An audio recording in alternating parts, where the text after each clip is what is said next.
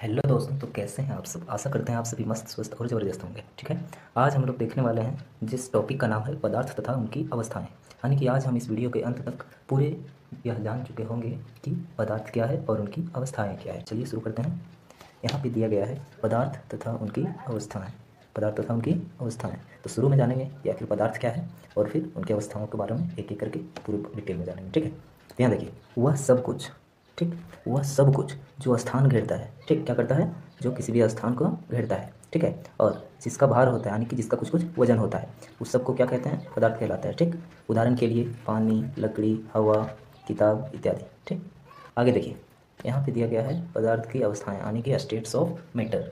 जो पदार्थ होता है वो किस किस रूप में पाया जाता है, मुख्यतः यहाँ वही बात होगा। ठीक है, तो जो पदार्थ होता है वो मुख्यतः तीन रूप में पाया जाता है। कितने रूप में, तीन अवस्थाएं में। पहला होता है ठोस। पहला कौन सा होता है, ठोस होता है। ये रहा पहला ठोस, दूसरा द्रव और तीसरा गैस। ठीक, तो यहाँ पे हम लोग देखने वाले हैं ठोस किसे कहते हैं। देखिए, ठोस पदार्थ का निश्चित आकार और आयतन होता है। जो ठोस पदार्थ होता है उसका जो आकार होता है वो निश्चित होता है यानी कि बदलता नहीं है, और उसका जो आयतन होता है वो भी निश्चित होता है। और देखिए, जो ठोस पदार्थ होते हैं इनके कण आपस में जुड़े होते हैं मजबूती से।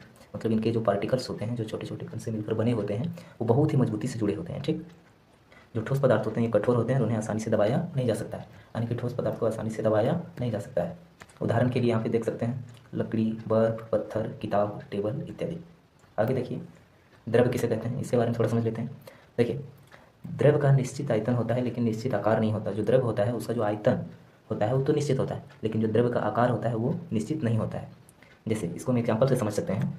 जैसे कोई भी एक गिलास है, ठीक है, मान लेते हैं गिलास है, इसमें हम बहुत एक गिलास पानी ले लेंगे, ठीक है, लेकिन यही पानी को अगर हम एक लोटे में भर दें, ठीक है, या फिर एक जग में भर दें, तो ये जो पानी है यही इसका आकार ले लेगा। ठीक है, तो इसका जो आयतन है वो तो निश्चित होता है लेकिन इसका आकार निश्चित नहीं होता है।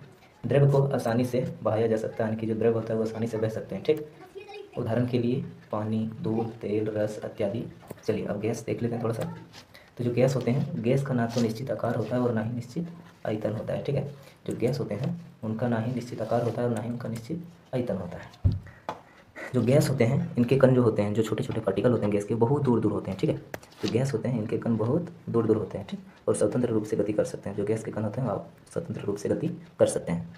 गैस चारों ओर फैल सकती है। जो गैस होती है वो चारों ओर फैल सकती है और किसी भी आकार के पात्र को पूरी तरह से भर सकती है। जो गैस होती है वो चारों ओर फैल सकती है। ठीक है, ऐसा नहीं है कि सिर्फ एक जगह ही गैस होगा और कोई ऐसा भी जगह नहीं है जहाँ पर गैस ना हो। ठीक, उदाहरण के लिए गैस का कुछ एग्जाम्पल यहाँ पे दिया हुआ है, जैसे हवा, ऑक्सीजन, कार्बन डाइऑक्साइड इत्यादि। नेक्स्ट, अवस्था परिवर्तन।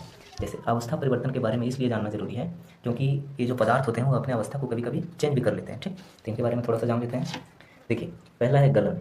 पहला यहाँ पे हम लोग सीखने वाले हैं कि आखिर गलन क्या है। ठीक, मेल्टिंग, इंग्लिश में इसको बोलते हैं मेल्टिंग। जब कोई ठोस को गर्म किया जाता है, जब कोई ठोस को क्या किया जाता है, गर्म किया जाता है। जब कोई ठोस को गर्म किया जाता है तो वो पिघल कर द्रव में बदल जाता है, और जब ठोस को गर्म करेंगे तो फिर वो द्रव में बदल जाता है। ठीक है, यहाँ पर देखिए उदाहरण दिया गया है, जैसे बर्फ को हम गर्म करेंगे तो वो पानी में बदल जाता है। यही है गलन का उदाहरण। ठीक है, अगला है दूसरा अवस्था परिवर्तन में वाष्पीकरण। इसी को बोला जाता है इवेपोरेशन। जब कोई द्रव गर्म किया जाता है, जब किसी भी द्रव को गर्म किया जाता है तो वह गैस में बदल जाता है। उदाहरण के लिए पानी, इसको जब गर्म करेंगे तो ये किसमें बदल जाएगा, भाप में बदल जाएगा। ठीक, तीसरा हम लोग देखने वाले हैं अवस्था परिवर्तन में ही तीसरा टॉपिक है संघनन। क्या है, संघनन, इसको इंग्लिश में कंडेंसेशन बोलते हैं। ठीक, जब कोई गैस, इसमें क्या बोला जा रहा है कि जब कोई गैस ठंडी होती है तो फिर वो द्रव में बदल जाती है। जैसे कोई भी भाप है, ठीक, उस भाप को जब हम ठंडा करेंगे तो वो फिर लास्ट में पानी में बदल जाएगा। यहाँ पे देखिए एग्जांपल में भी ये दिया हुआ है, जब भाप को गर्म ठंडा करते हैं तो वो पानी में बदल जाता है। अगला देख लेते हैं जमाव, ठंडा जमाव, इसको इंग्लिश में फ्रीजिंग बोलते हैं। ठीक, जब कोई द्रव, जब भी कोई द्रव जो है वो ठंडा होता है, जैसे कि पानी है, अगर हम उसको बहुत ज़्यादा ठंडा कर दें, ठीक है, तो वह ठोस में बदल जाता है। तो किस में बदल जाता है, ठोस में। उदाहरण के लिए जब पानी को ठंडा करेंगे, ठीक है, मान लेते हैं इस बर्तन में पानी है, ठीक, और जब इसको हम ठंडा करेंगे तो फिर ये बर्फ़ में बदल जाएगा। किस में बदल जाएगा, ये बर्फ़ में बदल जाएगा। ठीक है, चलिए यहाँ पे दिखा देते हैं, ये किस में बदल जाएगा, बर्फ़ में बदल जाएगा पूरा पूरी। तो उम्मीद करते हैं कि आप लोग समझ चुके होंगे। अगर वीडियो अच्छा लगा हो तो इस वीडियो को लाइक ज़रूर करें।